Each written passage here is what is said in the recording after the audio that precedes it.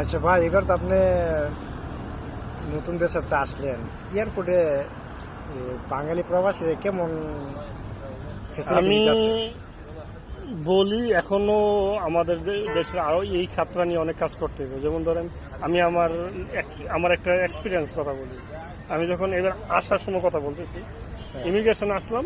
হ্যাঁ, তো ইমিগ্রেশন আসানোর পর আমি আমার পাসপোর্ট দিলাম, দেওয়ার পরে উনি বলতেছে যে এই আমার ইয়াটা দেখার জন্য ওই দেখার পর বলতেছে আপনার ID card, আইডি কার্ডটা কই, হ্যাঁ, যেটা নিয়ে আমরা ওয়ার্ক পারমিট দিই। work permit। তো উনি বলতেছে কই। তো আমি বললাম যে স্যার এটা তো এখন অনলাইন হয়ে গেছে, 2020 করোনার থেকেই হ্যাঁ, অনলাইন হয়ে গেছে। আপনি এটার মধ্যে স্ক্যান করেন, স্ক্যান করলেই আপনি এটা আসবে। হ্যাঁ।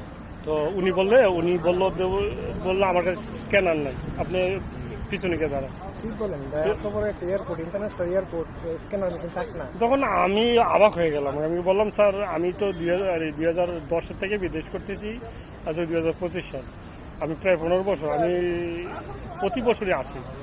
প্রতি বছর ডিসেম্বরে আমি বাড়িতে যাই। তো আমার পাসপোর্টে অনেকগুলো ছিল, আপনি দেখতে পারেন। উনি আমার সাথে এরকম একটা বিহেভ করলো হ্যাঁ, যেন মনে করেন আমি একটা ওই কেমন জানি একটা থার্ড পার্সন সিঙ্গুলার নাম। আচ্ছা, তো তারপর আমিও একটু বিরক্ত হয়ে গেলাম। তখন অনেকগুলো মানুষ ছিল, বিশেষ করে তখন ওই মালয়েশিয়ার একটা ছিল, ফ্লাইট ছিল। তো আমার পাশে অনেকগুলো লোক ছিল, তখন সবাই একটু সারপ্রাইজ হয়ে গেল। তার 30 জন মানুষের পিছনে গিয়ে আবার আমি পিছনে সিরিয়াল দেবো।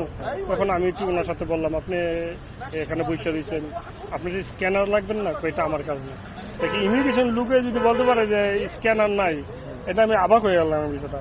পরে এটা সলভ হয়েছে, আরেকজন অফিসার আমাকে বলছে ভাই কি সমস্যা, আমি কি সমস্যা। তখন ওই আরেকটা ডেট ছিল, তো উনি আমাকে বললো ভাই ঠিক আছে যান, আমি বলে দেবো। তো উনি আবার একটা কাগজে লিখে দিয়েছে, তখন আমার ছেড়ে দিয়েছে। এই যদি হয় ইন্টারন্যাশনাল এয়ারপোর্টের অবস্থা, তো খারাপই লাগে আমার কাছে। এই জিনিসটা দেখা উচিত।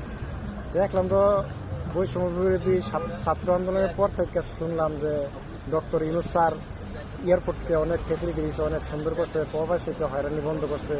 তাইলে তো এটা আপনি সেই হয়রানিতে পড়ে গেলেন না, তো এটা কি করলো কি আছে বুঝতে পারলাম না।